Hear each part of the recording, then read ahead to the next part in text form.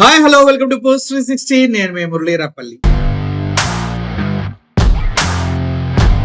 అది కృతజ్ఞత అంటే అందరూ ఒకేలాగా ఉంటారా జనాలంటే ఉండరు. నాకు ఈ రోజు ఒక వీడియో చూస్తుంటే ఆనందం అనిపించింది. ఎందుకంటే 5 సంవత్సరాల జగన్మోహన్ టెన్యూర్ లో 2 సంవత్సరాలు కరోనా.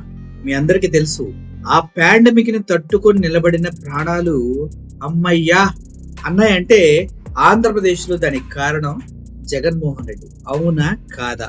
ఒకటే ఆన్సర్, అవునా కాదా? కాదు అంటే మాత్రం నువ్వు ఆంధ్రప్రదేశ్ లో లేనట్టే, అవును అంటే మాత్రం నువ్వు మనిషిగా బ్రతుకున్నట్టు. సో ఈ క్రమంలోనే రాష్ట్ర వ్యాప్తంగా తెలుగుదేశం పార్టీ స్టార్ట్ చేసింది ముందడుగు వెనకడుగు ఇంకోసారి అడుగు. జనాల్ని ఏమడిగినా వెళ్ళిన ప్రతి చోట కరెంటు బిల్లులు పెరిగినాయని, మాకు ఆడబిడ్డ నిధి రాలేదని, నిరుద్యోగ వృత్తి ఎక్కడని, అమ్మఒడి పూర్తిగా పడలేదని, 8,000 పడింది ఇంక మిగిలిన ఎప్పుడెత్తారని, ఇలా నానా విధాలు ఒక్కొక్కరు వేసుకుంటున్నారు.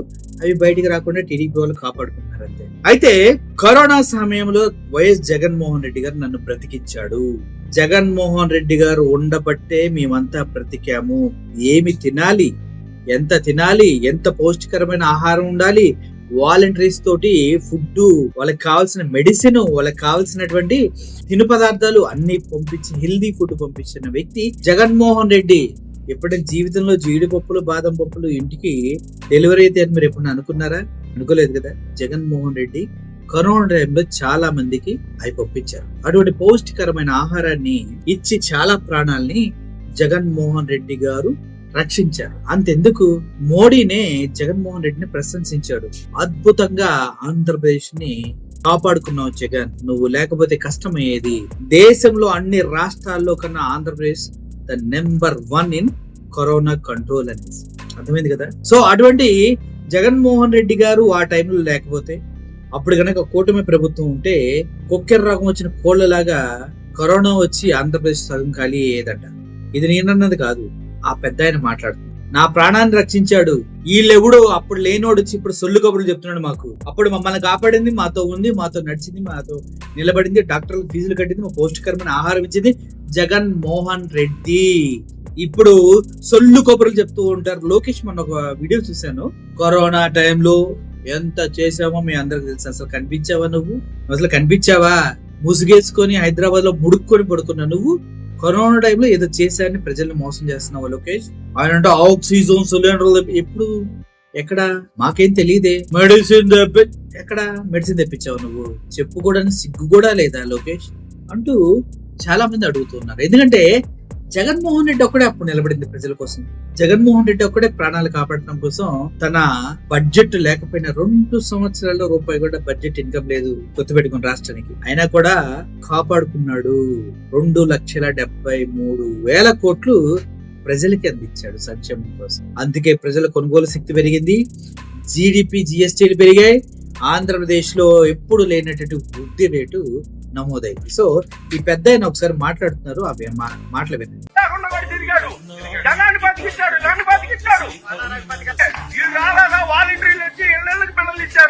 వాళ్ళు కూడా ప్రాణాలకి తెగించి కరోనాలో ఎవరికి డబ్బులు ఆశించి ఎవరికి డబ్బులు తగ్గిలా, ఎవరిని కూడా తక్కువ చేయకోకుండా మాట్లాడు చేసి జగన్మోహన్ రెడ్డి ఈ రోజు పెడితే జగన్మోహన్ రెడ్డి తీసుకెళ్లి పడేసి ఆ రోజు జగన్మోహన్ రెడ్డి లేకుండా ఉంటే మన రాష్ట్రంలో దెబ్బకి చూడు అయిపోయేవాళ్ళు.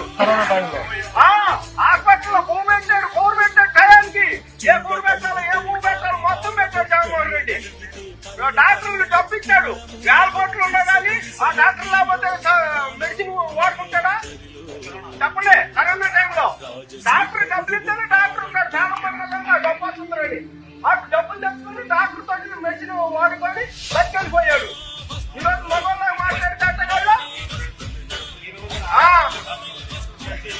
చంద్రబాబు నాయుడు అయినా కానీ పవన్ కళ్యాణ్ అయినా కానీ ఇంట్లో నుంచి బయటకు వచ్చారా? అసలు కరోనా నుంచి మేమే పోతామని ఈ రాష్ట్రానికి రావా? ఎవరో ఆ నెలల్లో దాముకున్నారు, దాముకొని వచ్చి పెద్ద మొబైల్ మాట్లాడుతున్నారు వాళ్ళు. కరెంట్ మీటర్ ఆ రోజు 30 రూపాయలు అయితే ఈ రోజు 10,000. ఏంటమ్మా ఈ మీటర్కి ఎంత పడింది ఏమన్నాయో నాకేం తెలుసు. వాళ్ళు ఆ మీటర్ బిల్లు వచ్చింది కట్టు, లేకపోతే నీకు పెరిగిపోయింది.